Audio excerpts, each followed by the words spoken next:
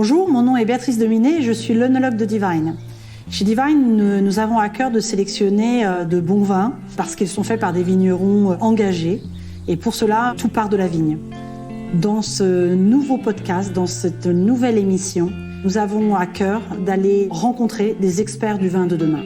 Alors pour ce premier podcast, une évidence s'est vraiment présentée à nous, c'était d'aller à la rencontre de Claire Lurton, qui est engagée dans une démarche de biodynamie depuis des années. C'est une vraie pionnière. Nous partons immédiatement à sa rencontre. Bienvenue dans Le bruit de la vigne. Bonjour Claire, merci de me recevoir à Château-Ferrières. Bonjour Béatrice, ravie. Écoute, toujours ravie d'être dans le Médoc et en particulier chez toi. Donc les vendanges s'achèvent. On termine vendredi, mais comme il a un peu plu, on a arrêté et on se dit peut-être qu'on va un petit peu gagner en volume, mais bon, on n'a plus qu'une parcelle vendredi, donc voilà, on a quasiment tout fini. D'accord, très bien. Donc cette année, plutôt satisfaite de ce que Alors tu as la qualité est incroyable. On n'a jamais vu, moi ça fait 30 ans que je fais du vin et je n'ai jamais vu une qualité pareille. Bon, c'est dû à l'extrême sécheresse. On a eu un été extrêmement sec, on a été extrêmement inquiets au début septembre parce que les raisins étaient minuscules. On n'a pas eu d'eau pendant 3 mois. On a eu 18 mm fin août, début septembre, ce qui a sauvé le vignoble, parce que je pense qu'autrement, il aurait perdu toutes ses feuilles. Et c'est là qu'on se rend compte que la vigne est vraiment d'une résilience incroyable. Et au final, les raisins sont tout petits, mais ils ont super bien mûri. Et ils sont excellents. C'est une concentration de dingue. Pas trop en sucre, parce que je pense que la sécheresse et la chaleur, parce qu'on a eu des étés extrêmement chauds. Alors là, on a plongé directement dans le millésime. Peut-être pour ceux qui te connaissent moins, tu peux nous rappeler un petit peu, toi, tu es né dans la vigne. Ça fait combien d'années que tu travailles dans ce milieu et combien de châteaux finalement tu t'occupes? Alors en fait, j'ai hérité grâce à mon grand-père, qui était un homme extrêmement visionnaire, qui a su acheter des propriétés dans les années 70, à l'époque après le crash boursier justement, et surtout le crash pétrolier, où tout était sur le marché. Et donc il a commencé à acheter des propriétés. C'est ma mère qui s'est occupée de ces propriétés au départ dans les années 70, une des premières femmes à s'occuper de vignes et de grands crus classés, parce que mon grand-père a toujours acheté dans le Médoc.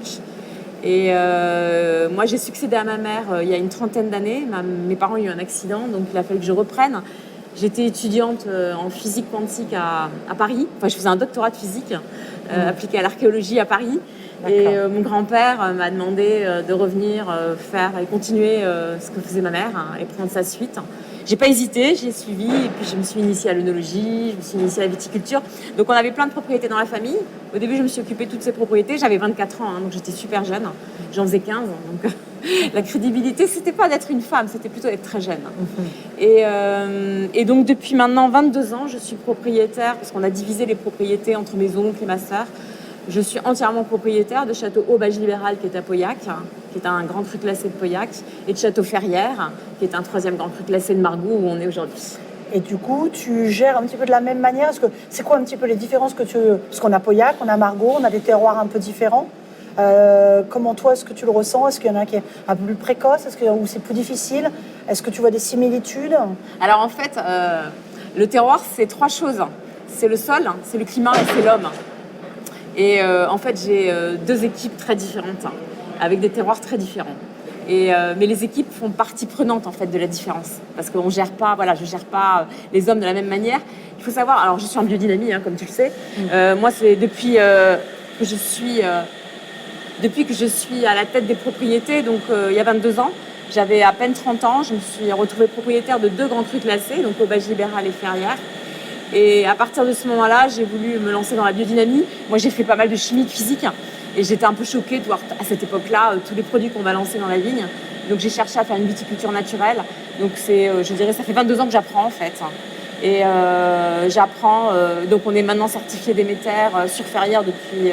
On est en bio depuis 2015. Donc, on a été le second grand cru classé à être en bio dans Médoc.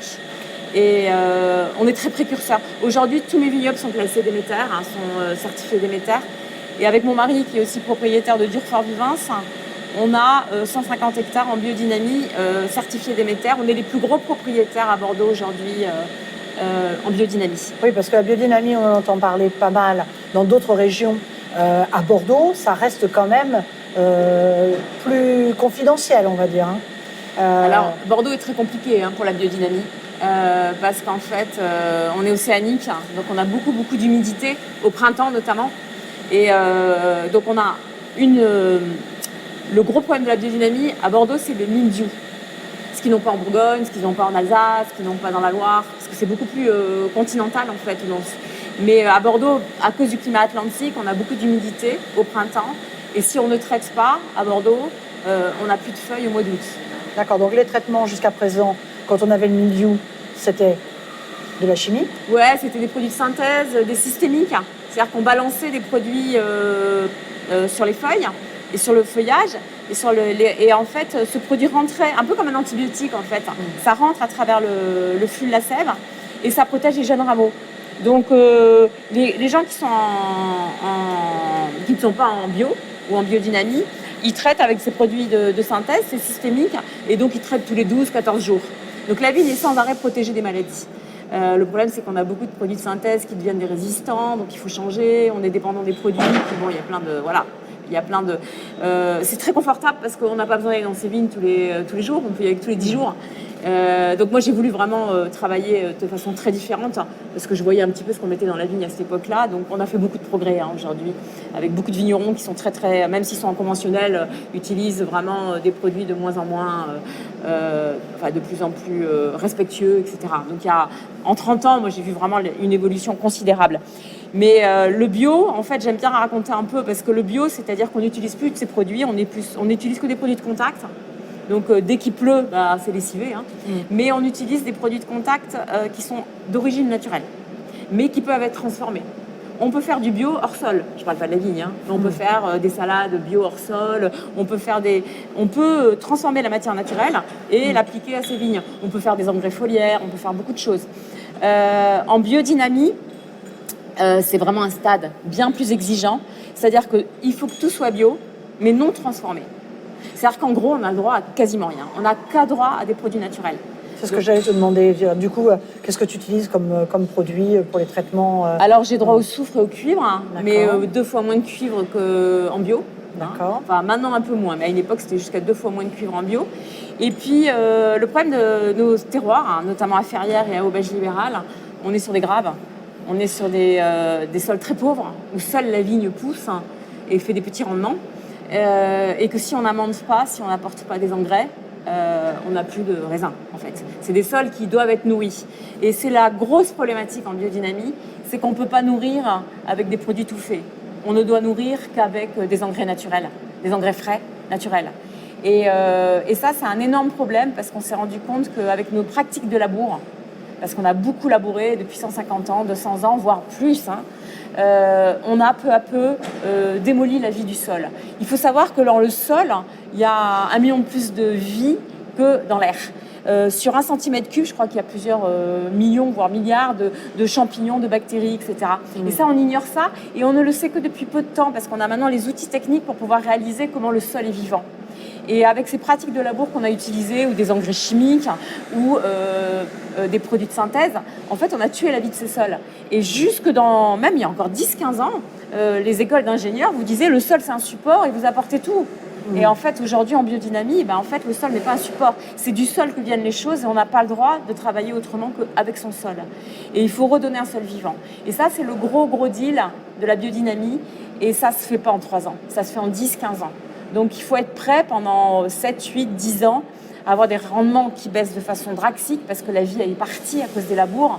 Donc, il faut faire des semis. On fait beaucoup de semis avec plein de graines différentes. Chaque parcelle a des graines différentes en fonction de sa problématique. On va apporter beaucoup d'engrais frais et peu à peu, la vie reprend, mais 5-6 ans à reprendre et les rendements remontent. Donc, c'est quand même une pratique où on perd beaucoup de rendement. En dehors des aléas climatiques et du mildiou, c'est retrouver un sol vivant, ça se fait, voilà. On démolit un sol très vite, par contre, on retrouve la vie du sol, il faut 5-6 ans minimum. Donc, c'est pour ça que c'est si contraignant et peu de propriétés vont jusqu'à la certification. Oui, parce que tu nous as parlé de Déméter tout à l'heure, c'est un label. Il en existe d'autres, je crois, en biodynamie, on parle de Biodivin aussi. Oui, il y en a 2 en fait. Voilà, c'est ça. Ouais. Donc après, c'est un choix entre Déméter. Moi, j'ai les 2. T'as les 2, d'accord. En fait, le problème de ça, c'est la législation. C'est-à-dire que Déméter, c'est un label international. C'est-à-dire qu'en fait, par exemple en Suisse, j'ai une demande d'un vin bio en Suisse. Pour pouvoir être bio en Suisse, il faut que je passe la certification bio suisse, parce que la Suisse ne fait pas partie de l'Europe. Ou sur les États-Unis, il faut que je passe la NOP, la bio américaine. Et c'est beaucoup de papiers, déjà, on est déjà inondé par les papiers. Donc le bio n'est reconnu que... Donc on a un bio européen. Mais le bio européen n'est pas reconnu aux États-Unis, comme il n'est pas reconnu en Chine. Et donc, en fait, ça, c'est vraiment la législation. Déméter, c'est international. Déméter, c'est le même logo pour tous les pays du monde. Donc, avec Déméter, vous êtes tranquille, on peut mettre les logos, on peut mettre tout ce qu'on veut, et il n'y a pas trop de papier à faire.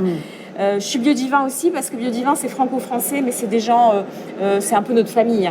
C'est des gens comme Alain Mouex, comme Umbrecht, des gens qui sont vraiment super impliqués et avec qui on a des vrais retours, des vrais échanges, des vrais partages d'expériences. Parce que dans la biodynamie, ce qui est important, c'est on fait tous différents. Dans la produit de synthèse, dans la conventionnelle, dans la culture conventionnelle, tout le monde suit la même recette. On écoute nos produits, enfin nos vendeurs de produits, et on fait tous les mêmes recettes. Alors dans la biodynamie, on va s'adapter à chaque sol, à chaque terroir, à chaque homme aussi, parce que chacun a sa sensibilité, c'est essentiel. Il faut se lever à 4h du matin, faire ses dynamisations. Enfin, c'est vraiment une grosse implication humaine. Et en fait, l'intérêt, c'est qu'on fait chacun nos expériences, mais qu'on partage avec les autres.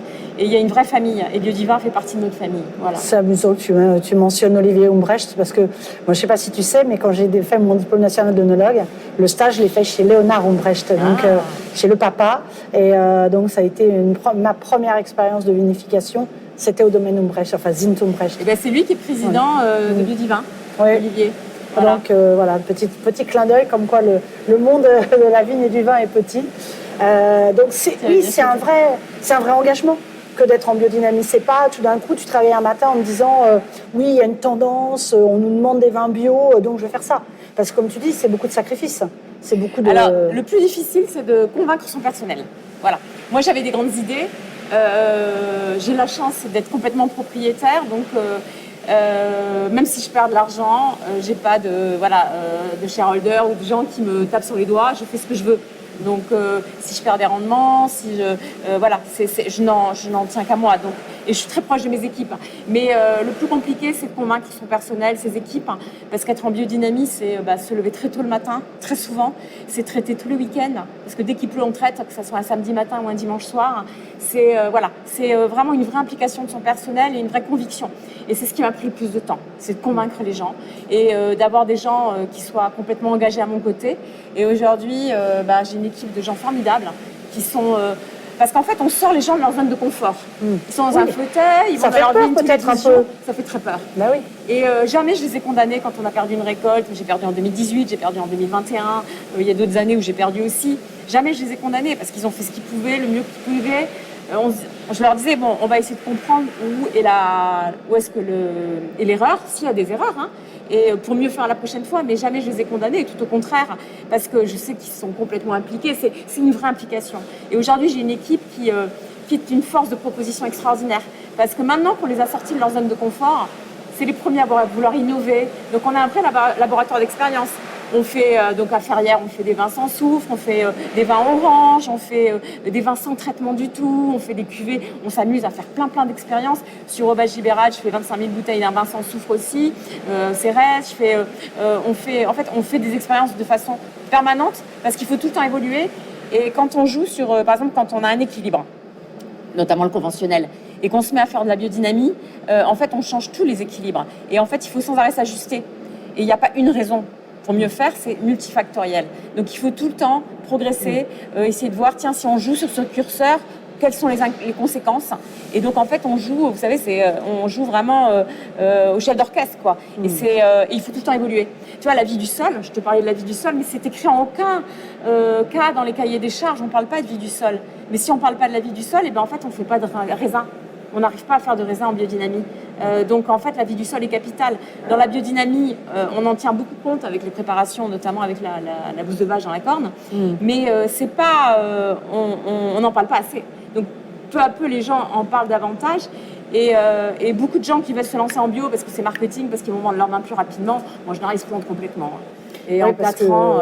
Tu vois, tu as parlé de vin sans soufre. Alors évidemment, ça me fait un petit peu penser quand même à la mode des vins nature. Et bon, je vais quand même voir ton avis là-dessus. Parce que, alors, tu es œnologue, je suis œnologue.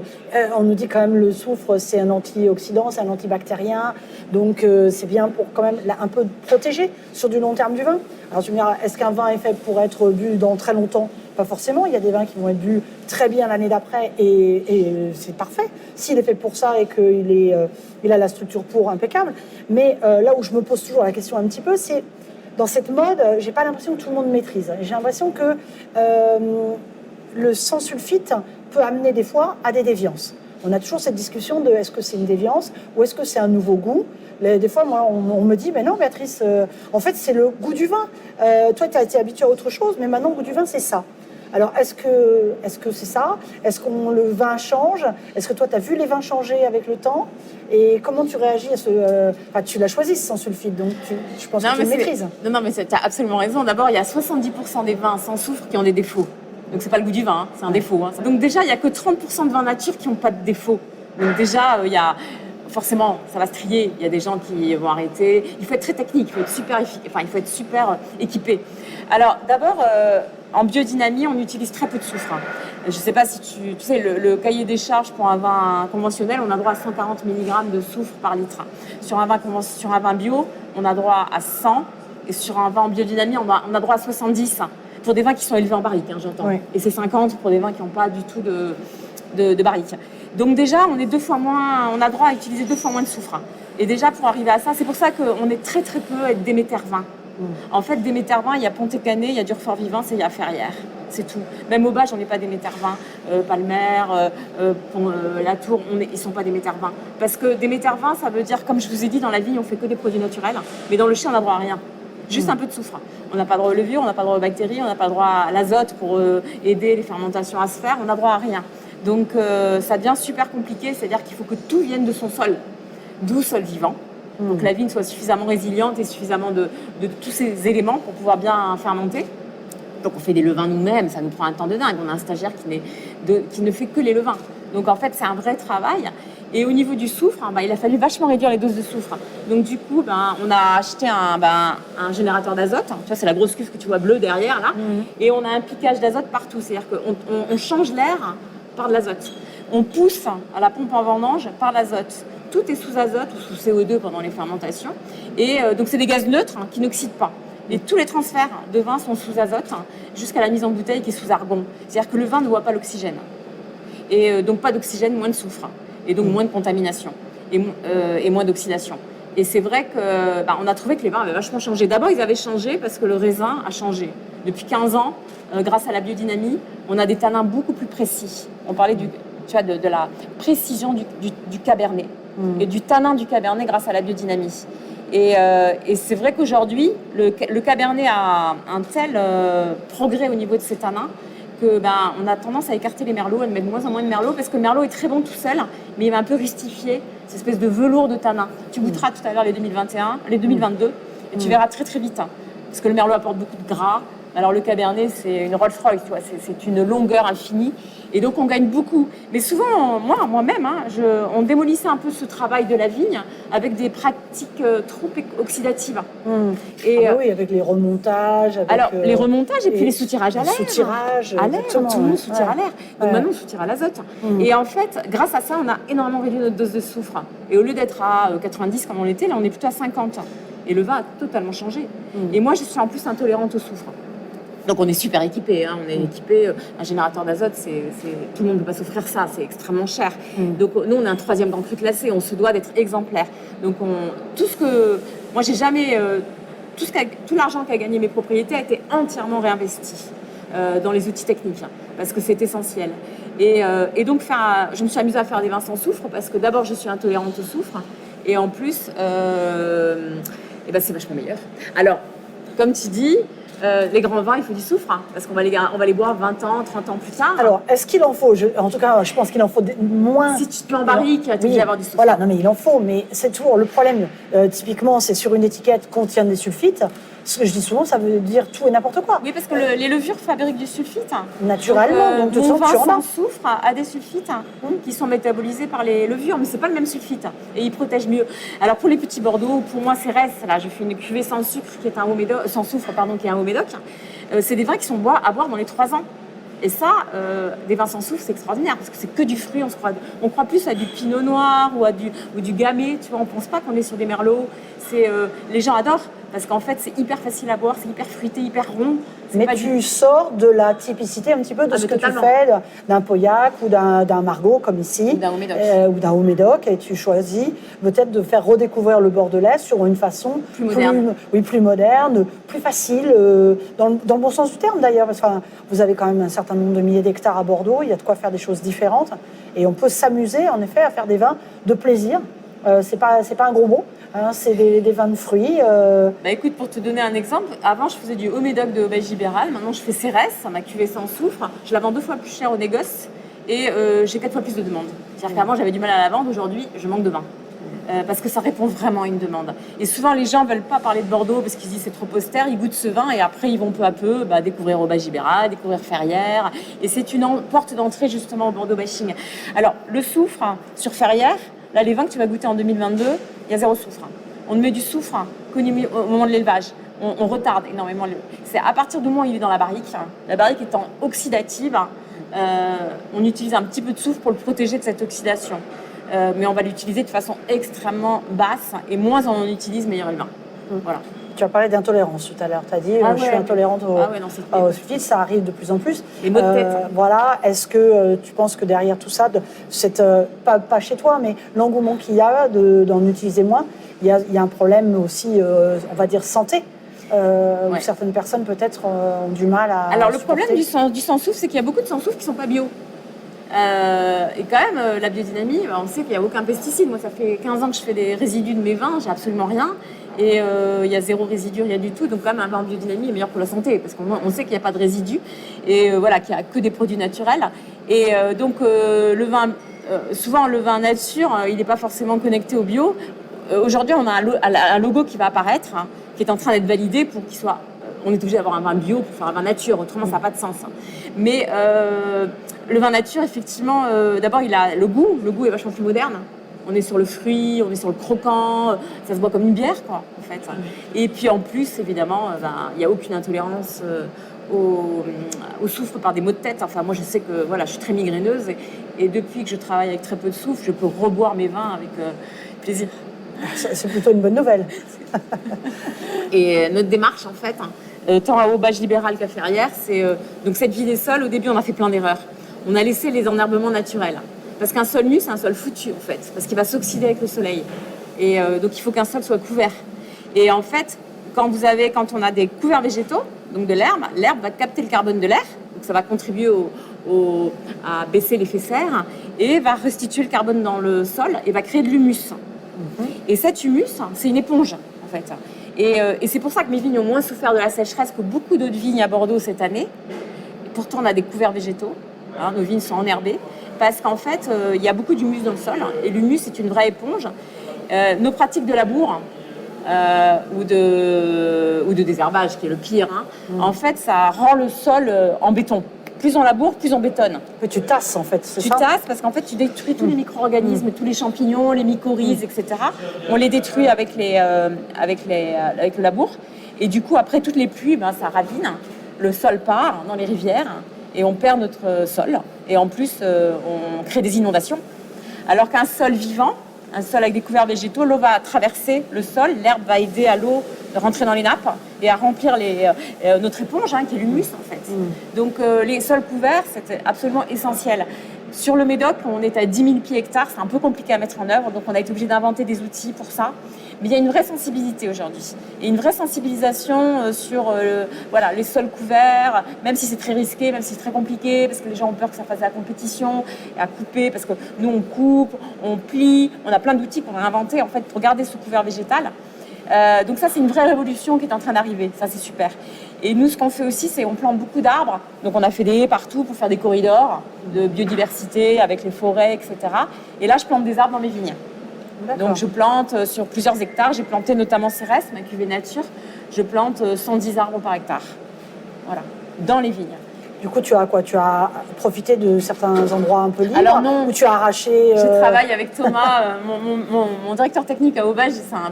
C'est un scientifique hyper... Donc lui, il a fait des trucs super rationnels. C'est-à-dire qu'en fait, tous les 14 rangs, parce qu'un enjambeur fait 7 rangs, tous les 14 rangs, on a arraché 3 pieds de vigne, tous les 5 pieds de vigne. Et sur le 3 pieds de vigne, on plante un fruitier ou un arbre. Enfin, on a planté 40 espèces sur 1 hectare. Donc on a fait ça sur 2 hectares cette année sur Pauillac, sur Aubage Ibéral. On a fait sur Cérès 2 hectares. Et chaque année, on fait 1 hectare de plus. Donc lui, il a fait ça de façon très pragmatique. Mais sur Ferrières, nous, par contre, voilà, on remplace un manquant par un fruitier, un pêche de vigne, etc. Donc c'est beaucoup plus irrationnel. Donc c'est là où je disais, tu vois, là, on parlait de terroir, qui est absolument essentiel, la différence de terroir. Sur Ferrières, on n'est que sur des graves très profondes. On a des très vieilles vignes. Sur Aubage, on a à la fois des graves très profondes et on a aussi des argilo-calcaires qui sont au bord de la rivière, parce qu'on est au bord de la rivière à Aubage, on est à côté du château Latour, et là on a des argilo-calcaires qui apportent beaucoup de minéralité, et donc qui donnent beaucoup de puissance, etc. Donc en plus du sol, c'est les hommes. J'ai un directeur technique très différent entre Aubage et Ferrières. C'est ça aussi un terroir, parce que c'est une méthode aussi d'élaboration d'un vin à un endroit. Et donc c'est ça, hein, c'est pas que juste le sol.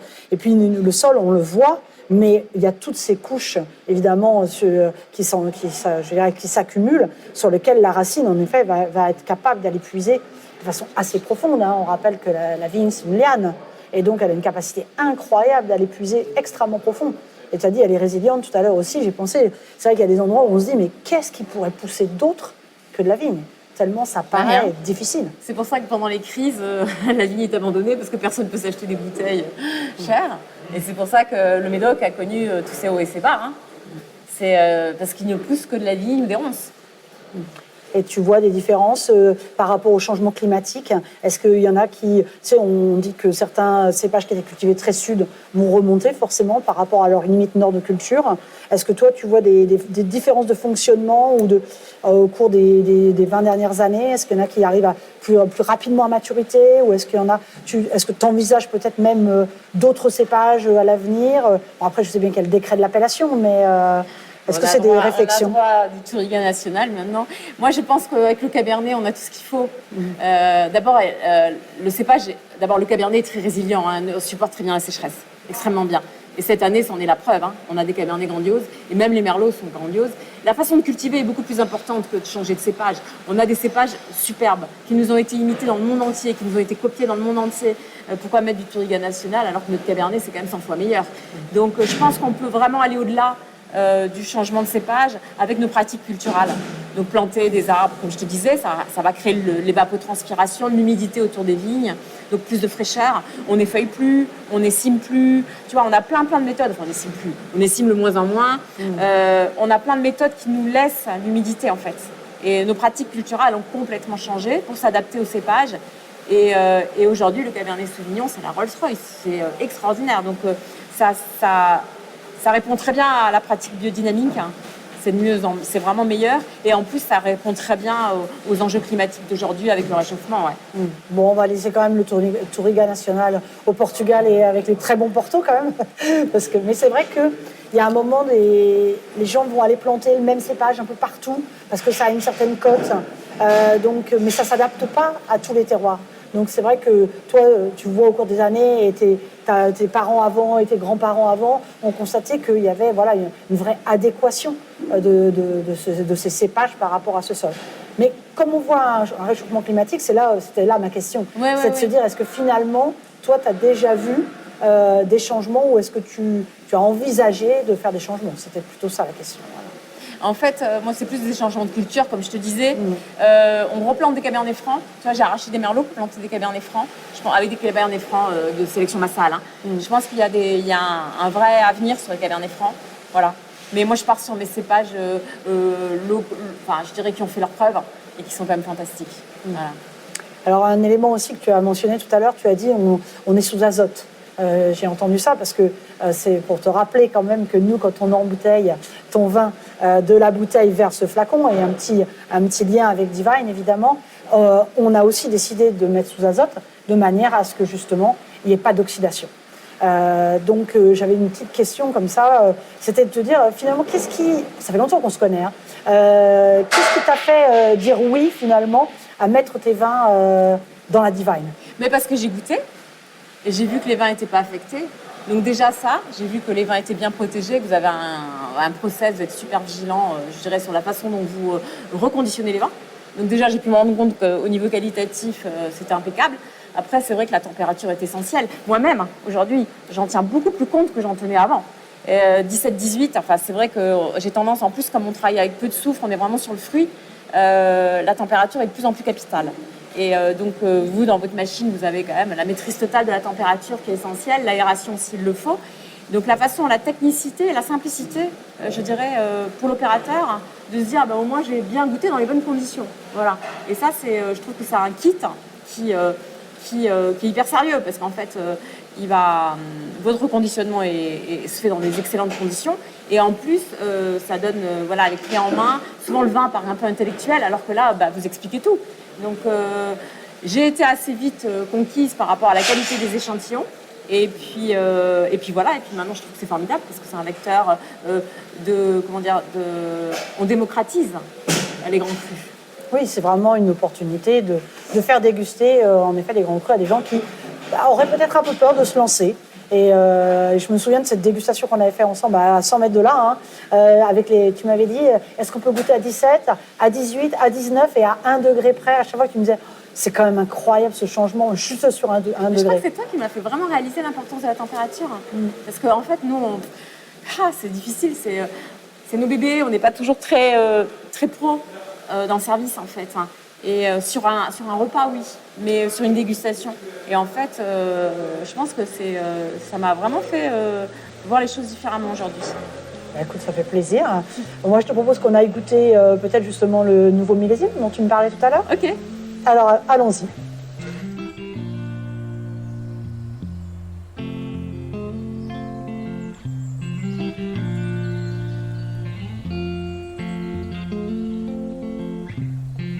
Donc on a changé de pièce, Claire, où nous trouvons-nous? Là, on est sur la salle de dégustation pro. Voilà. Là, on était tout à l'heure dans le laboratoire.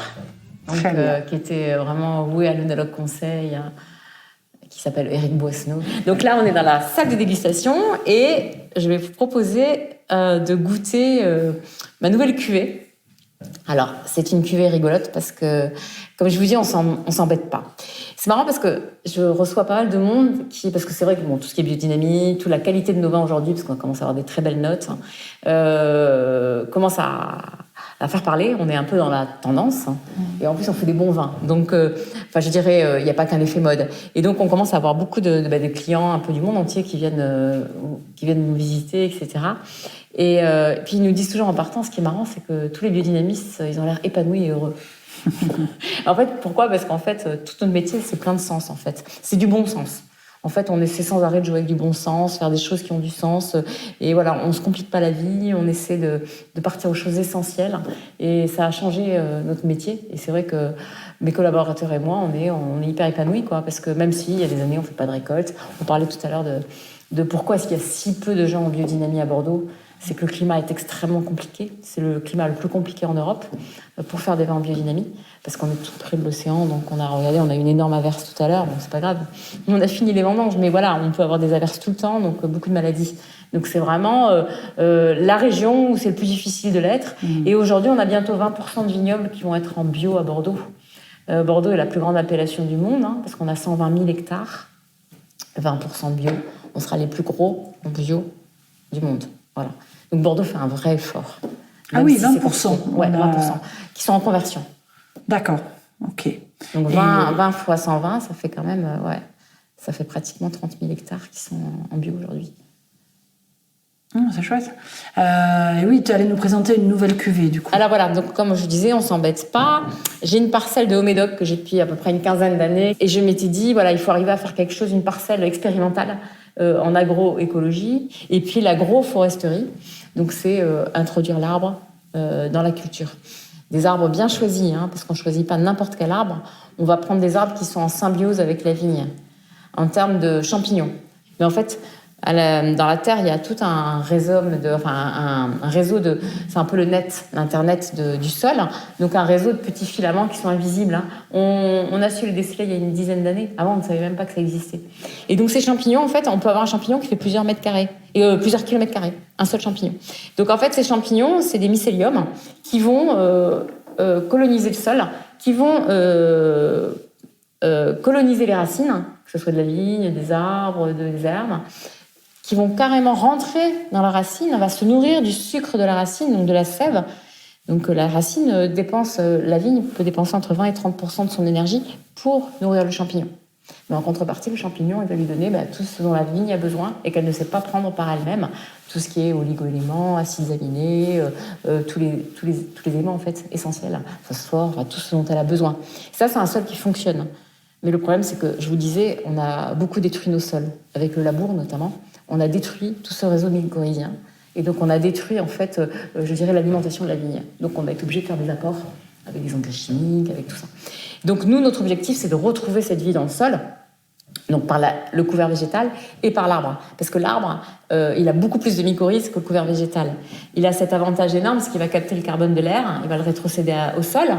D'où l'image de ton arbre, du coup, sur l'étiquette, c'est ça? Donc voilà, donc c'est un frêne, un vieux frêne. Il y a beaucoup de frênes en France et à Bordeaux. Et avec une vigne qui monte en tant que liane sur l'arbre. Donc voilà, donc c'est une parcelle en agroécologie, agroforesterie et en biodynamie et sans soufre ajouté. Voilà, donc on a la totale. Et je regardais ton étiquette justement et tu me disais, tu utilises du papier recyclé, c'est ça? Alors j'ai utilisé que du papier recyclé, des encres naturelles. Et mes bouteilles de verre sont les plus légères possibles, mais moi je ne suis... Alors certes, le verre et les fourneaux utilisent beaucoup d'énergie, mais le verre, ça a tellement d'autres qualités. C'est de la silice, donc la silice c'est du sable fondu, c'est éternellement recyclable, c'est complètement neutre, les poissons ne vont pas le manger. Je veux dire, moi je suis totalement vert et anti-plastique. Donc je fais tout pour éviter le plastique. Le verre demande de l'énergie, mais tout n'est pas non plus guidé par le CO2. Il y a plein d'autres choses qui sont importantes. On parle de CO2, mais il y a l'eau, un problème d'eau. À Bordeaux, on n'aura plus d'eau potable dans 10 ans. Enfin, il faut savoir que l'eau est un énorme problème. Et puis les polymères, les plastiques qui sont en train de polluer tous nos océans, toutes nos terres, etc. Le verre, c'est un matériel complètement noble. Donc même si on fait du verre le plus léger possible, moi je suis fière d'utiliser du verre. Alors l'étiquette a été dessinée par François Houtin. François Houtin, c'est un artiste qui est libre, qui est à son compte, mais qui travaille beaucoup pour la maison Hermès. Et ce monsieur, il dessine des arbres depuis l'âge de 3 ans en fait. Il fait que ça. Donc il ne dessine que du végétal et des arbres. Et moi je connaissais son travail par ailleurs parce que j'avais vu certaines de ses expositions. Et il est venu une journée entière à Aubage. Et je lui ai demandé, donc il a adoré la propriété, il a adoré la philosophie dans laquelle on travaille. Et je lui ai demandé, dessinez-moi, pas un mouton, mais un arbre qui monte une vigne qui monte sur un arbre. Et puis il a mis un peu de temps, il a mis 3 semaines, un mois, moi j'ai arrêté pas. Alors François, où vous en êtes? Et puis il m'a dessiné cette étiquette. Voilà, et j'ai dit, c'est parfait, merci. Et donc Cérès, c'est la déesse de la terre, c'est la déesse de la fertilité, c'est Déméter mais en latin. Voilà. C'est ce que j'allais te demander, du coup, l'explication de Cérès. Donc Cérès est un vin nature. C'est un vin qui peut se conserver 3 à 5 ans, parce que le 2020 est fabuleux aujourd'hui, alors qu'il a été mis en bouteille il y a 1 an et demi.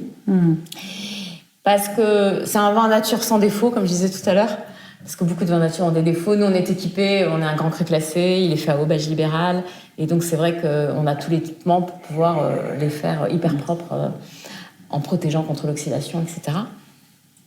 Et voilà, et donc c'est un peu du bonbon, quoi. Donc en fait, j'ai choisi la bouteille bordelaise parce que je trouve que la bouteille bordelaise, elle est super belle et que je suis fière d'être à Bordeaux. Mais c'est vrai qu'on m'a plutôt dit, il faut mieux que tu me mettes dans une bouteille bourguignonne, ou voilà. Mais non, oui, Bordeaux... qui t'a cassé les codes. Voilà, mais en fait, je trouve ça juste très joli en Bordeaux. Donc on a eu pas mal d'articles de presse et les négociants au début, quand je leur ai proposé, parce que j'ai proposé à une douzaine de négociants, j'avais 24 000 bouteilles. Et tous, ils ont dit « Ouais, on va bien essayer, ça nous plaît, le projet est sympa, on adore le vin, on essaie. » Et puis, en fait, ça a super bien fonctionné. Donc, je crois qu'on est les seuls à faire autant de vin, vraiment, en tout cas dans un grand cru classé, j'entends. Donc ça, c'est élevé en barrique. On a 15-20% de barrique neuf, on a 40% de barrique d'un vin et 40% de cuve béton ovoïde. Je ne vous ai pas montré, mais on a des cuves en forme d'œuf. et qui représente 8 barriques. On a aussi des amphores. Et donc l'idée, c'est d'abandonner le bois qui a plus de 2 ans. On utilise des barriques neuves, des barriques d'un vin, et à partir de 2 vins, on vend les barriques. Parce que les barriques vieilles, elles vont apporter peu de choses en fait. Par contre, elles vont sécher et il faut beaucoup de soufre pour les nettoyer. Donc hop, moi j'avais des cuves bois, je les ai balancés aussi parce que je veux rester sur le fruit en fait. Et le bois, au bout de 2 ans, il apporte plus de tanin ou très peu. Par contre, pour le nettoyer, on est obligé d'utiliser de l'aseptisé avec du soufre. Et donc voilà. Donc aujourd'hui, on n'utilise plus de vieilles barriques. On utilise barrique neuve, barrique d'un vin, barrique de vin pour une petite quantité. Et après, c'est les amphores ou les cuves béton qui n'apportent pas le bois, mais qui ont une micro-oxydation. Donc ces amphores et ces cuves béton, vous en avez vu des amphores un peu danchées, puis j'ai un cuvier béton. Il y a une micro-oxydation qui se fait à travers le béton, qui fait qu'en fait, on n'a pas besoin de soutirer. Et on peut rester 1 an sans soutirer, donc sans apporter de soufre, ou quasiment pas. On voit de plus en plus aussi de demi-muiles. C'est la barrique bordelaise, là, toujours classique bien sûr, mais plus ça va, plus je trouve qu'on trouve d'autres formats. Ouais, là on a des 300 litres. Mais c'est du boulot d'enrichir. Ouais. Donc voilà, l'idée c'est de trouver des contenants qui sont alternatifs, qui boisent moins, mais qui conservent bien le vin grâce à la micro-oxydation et pour lequel on n'a pas besoin de trop de soufre. Depuis 2018, on a vraiment fait ce virage. Le fait d'utiliser très peu de soufre, on s'aperçoit qu'en fait, les vins ont une buvabilité incroyable. On peut les boire dans 20 ans, mais on peut les boire aujourd'hui. Et je pense que c'est essentiel de partir dans ce virage-là, de faire des vins qui soient consommables immédiatement, même si on peut avoir le luxe de les attendre 20 ou 30 ans ou 40 ans. Parce que tout le monde, on sait très bien que 95% des consommateurs ne peuvent pas garder les vins. Donc il faut pouvoir être accessible. Et ça, c'est uniquement en sélectionnant la qualité des tanins. Donc je disais, la biodynamie nous aide beaucoup dans la définition des tanins. Et du coup, on va prendre que les tanins les plus mûrs, les plus aboutis, les plus voluptueux. Et voilà. Et donc oui, je pense que ça, on fait partie des vins modernes en fait aujourd'hui. Mais il y a un vrai virage aussi à Bordeaux. Tout le monde ne va pas faire de la biodynamie parce que je disais, c'est extrêmement onéreux. Et c'est beaucoup d'engagement. Mais par contre, il y a un vrai virage sur les gens qui commencent à essayer de faire des couverts végétaux pour garder de l'herbe dans les sols vivants, qui travaillent avec moins de soufre. Donc Bordeaux est en train de changer très vite. Oui, je pense que c'est Bordeaux et puis les autres régions ont quand même compris qu'on ne pouvait plus vinifier comme ça nous a été appris. Nous, il y a 20 ans, il y a 30 ans, où on avait un cahier des charges en chimie qui était plus long que le bras. Et avant même de savoir quel temps il ferait, on avait déjà prévu les traitements, ce qui était quand même exceptionnel. Là, maintenant, déjà, cette prise de conscience de la lutte raisonnée, qui était déjà un premier pas, de se dire, eh bien, attends, on va traiter, mais pourquoi? Est-ce qu'on en a besoin? Puis après, voilà, petit à petit, les gens ont été plus loin et plus loin, mais on est passé des années 90 où c'était vraiment très chimie. Mais avant aussi, il faut se rappeler qu'avant, il y avait aussi des niveaux de qualité très variables. Les nombres de chais où on rentrait, où ça sentait le vinaigre, il y en avait quand même beaucoup. Donc après, on s'est dit, tiens, on a la solution. On va mettre du soufre, on va mettre plein de choses et voilà, tout va être nickel. Mais jusqu'à peut-être étouffer les vins quelque part, à les normer et les étouffer. Ouais. Et comme ça revient à ce que tu as dit tout à l'heure, on les retrouve vivants dans le sens où on a l'expression, grâce au terroir, au sol et à son environnement et à la personne qui le fait, le groupe qui le fait, de retrouver un vrai caractère. Et ça, c'est ce qui est le plus important dans l'esprit de vin vivant. Mais je pense que ça demande du contrôle quand même. Mais il faut être hyper technique. Ça s'improvise pas. Et en fait, plus on laisse la nature faire, plus il faut la contrôler. C'est comme ces enfants. Souvent, on est super sévère, ils ont besoin un soir, on les laisse aller, mais il faudrait les rattraper. C'est beaucoup plus d'énergie. Ouais, je pense que voilà, la vigne, elle est cultivée de façon quand même très, très contrôlée. Mais quand je disais tout à l'heure, on fait beaucoup moins d'essimage, on fait plus d'effeuillage. Toutes ces techniques qui, il y a 20 ans, il fallait faire ça, il fallait enlever les feuilles en bas. En fait, c'est aberrant. Parce qu'en fait, pour enlever les feuilles du bas, c'est des feuilles qui sont hyper utiles à la photosynthèse. Et on fait moins de rendement, on fait de la taille douce. Je ne sais pas si tu as entendu parler de la taille douce.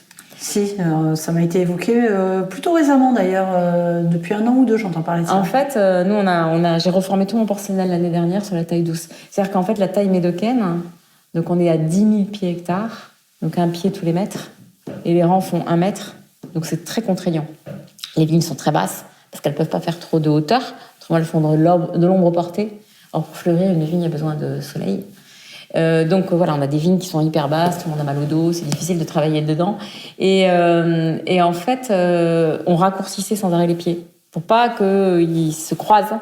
Donc on avait des scies et chaque fois qu'il y avait un pampre qui poussait sur le vieux bois, on allait couper le bras pour reprendre un bois plus proche du centre. Et en fait, on a vachement contrarié les circuits de sève. Et à chaque fois qu'il y avait des nœuds comme ça avec des plaies, la sève coulait moins bien. Et on a beaucoup de maladies de bois. Donc nous, en bio, on ne peut pas traiter les maladies de bois. On n'a pas le droit. On n'a pas de produit pour le faire. Donc c'est que de la prophylaxie. Et donc on a des pieds, cet été, plein de pieds sont morts. Ils avaient trop chaud et ils n'arrivaient plus à avoir assez de sève. Ils sont morts. Et pas trop dans nos vignes, mais il y a des vignobles qui ont été ravagés avec ça. Donc en fait, la vigne est fragile, elle a plein de plaies. Et donc elle met, comme un humain en fait, elle met plus de temps à synthétiser, à faire des raisins mûrs, etc. Et donc la taille douce, en fait, on ne fait plus de plaies de taille, on laisse allonger. Après, c'est un peu compliqué parce qu'on a les rameaux c'est-à-dire que deux vignes elles vont se croiser.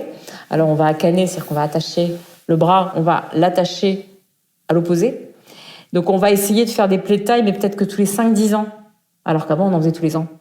Et on a régénéré des vignes qui étaient très vieilles, qui avaient 70 ans que je voulais arracher.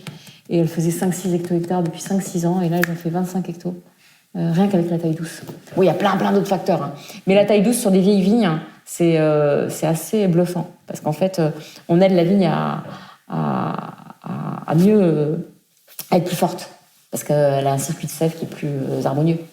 Donc voilà. Donc c'est aussi une façon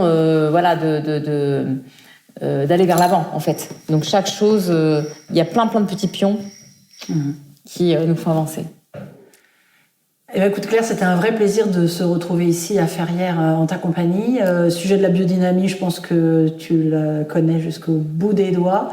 Merci d'avoir été aussi clair parce que c'est un sujet qui n'est pas forcément évident à bien comprendre. Des fois, c'est abordé par des gens mais sans connaître bien les tenants et les aboutissants. Donc, c'était limpide. Et merci Béatrice. C'est vrai que j'ai pas parlé de préparation, de lune et tout ça, mais il n'y a pas que ça dans la biodynamie. C'est avant tout le bon sens. Voilà, retrouver le bon sens de ce que faisaient nos ancêtres avant la chimie et avant les pratiques de labour, etc. Donc merci d'être venue ici, Béatrice. C'est un plaisir de te revoir. Et écoute, tu es toujours la bienvenue. Merci beaucoup. Et je donne rendez-vous à tous nos auditeurs pour un prochain podcast dans les mois à venir. Le sujet de l'environnement, de la santé, du bio nous tient à cœur et on aura certainement l'occasion d'en rediscuter très prochainement. Je vous dis à très vite.